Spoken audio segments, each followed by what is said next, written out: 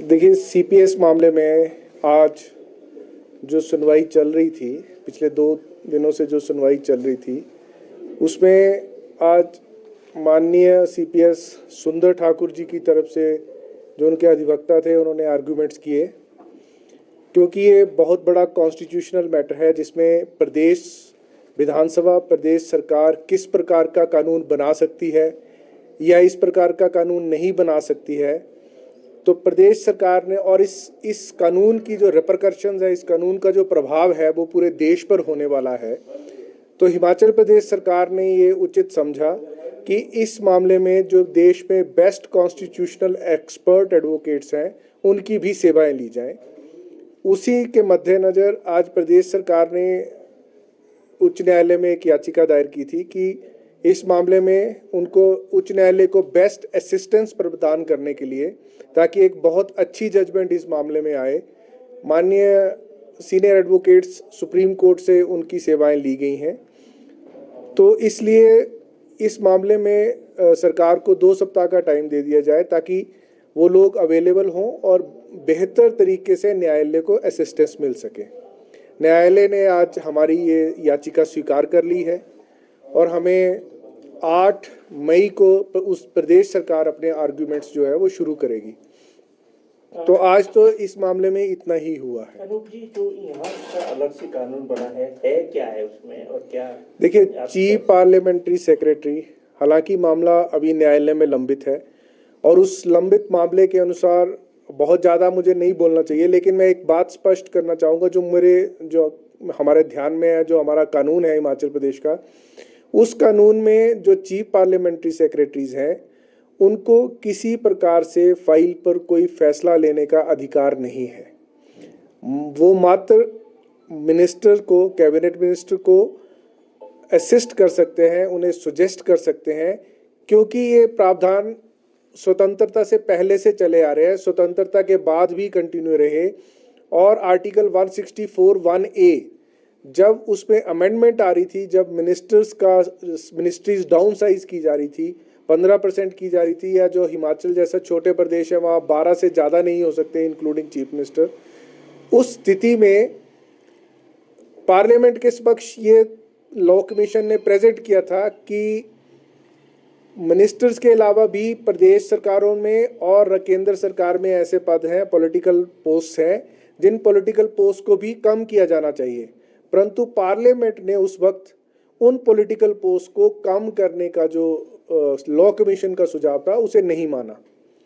तो और जब हिमाचल प्रदेश एक्ट पास किया गया, तब भी माननीय जो तत्कालीन मुख्यमंत्री वीरभद्र सिंह जी ने इस बात पर बड़ा स्पष्ट मत दिया था कि ये कानून बनाने का जो अधिकार है वो प्रदेश विधानसभा के समक्ष है।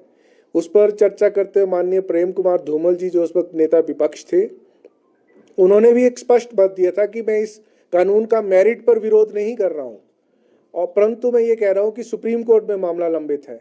और एक बात, बहुत इंपॉर्टेंट बात जो इस मामले में है कि इस सीपीएस एक्ट का अगर सबसे ज़्यादा फायदा हुआ तो भाजपा के सरकार के समय में सतपाल सिंह सत्ती, जो आज याचिका करता है, जो इस एक्ट का फायदा लेने के पश्चात आज न्यायालय को बोल रहे कि ये एक्ट रद्द होना चाहिए, उन्हीं की पूरी टर्म उन्होंने एज सीपीएस और पीएस काटी है।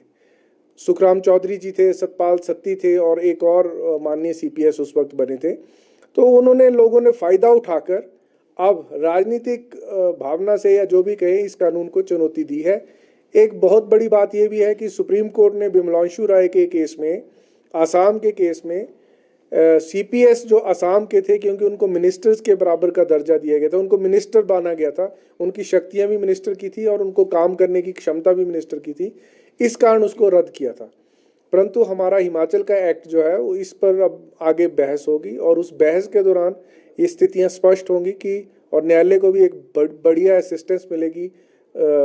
भारत के सबसे बेस्ट विशेषज्ञ जो हैं, जो संवैधानिक विशेषज्ञ एडवोकेट्स हैं, तो मेरा यकीन है कि इस मामले में बहुत अच्छा निर्णय आने वाले भविष्य में आएगा। 8 मई को कौन क्या उम्मीद करें? आप कह रहे हैं कि महत्वपूर्ण मुद्दा है, क्या 8 या 9, क्योंकि सुनवाई 2 दिन तक चली रहेगी, क्या जल्द फैसला इसमें आ सकता है आपको, क्योंकि आप भी एडवोकेट जनरल है, आपकी क्या राय है?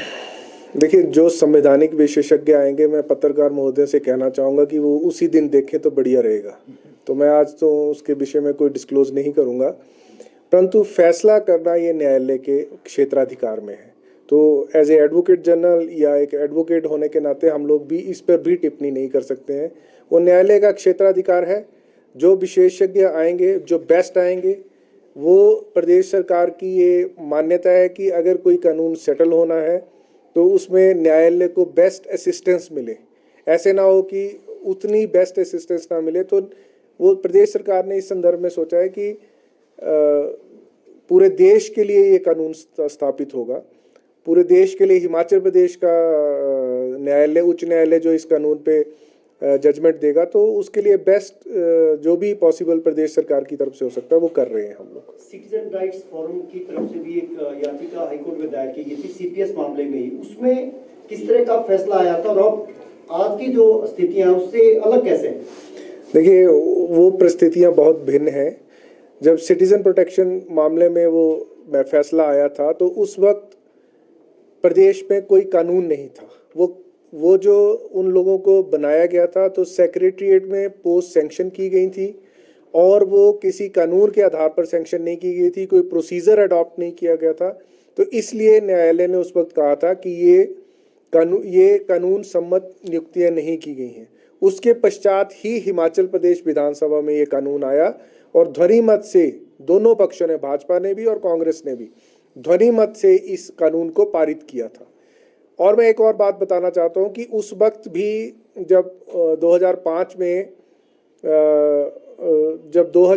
में कानून हिमाचल प्रदेश उच्च न्यायालय से जजमेंट आई थी तो भाजपा के कुछ सदस्यों ने गवर्नर साहब के साथ माननीय गवर्नर के पास एक पिटीशन डाली थी जिसमें इलेक्शन कमीशन ने बहुत स्पष्ट मत दिया था कि हालांकि उनकी नियुक्ति रद्द की गई है लेकिन विधायकों की सदस्यता को रद्द नहीं किया जा सकता है। तो इस मामले में इलेक्शन कमीशन ऑफ इंडिया पहले से ही अपना विचार प्रकट कर चुका है। वो उस स्थिति में प्रकट किया था जब कोई कानून नहीं था। अब तो एक कानून है, कानून के तहत प्रोटेक्शन भी उपलब्ध है। तो वो मामला होगा, वो आने वाले वक्त में कैसे जाता है, किस प्रकार होता है, वो आप सबके सामने होगा।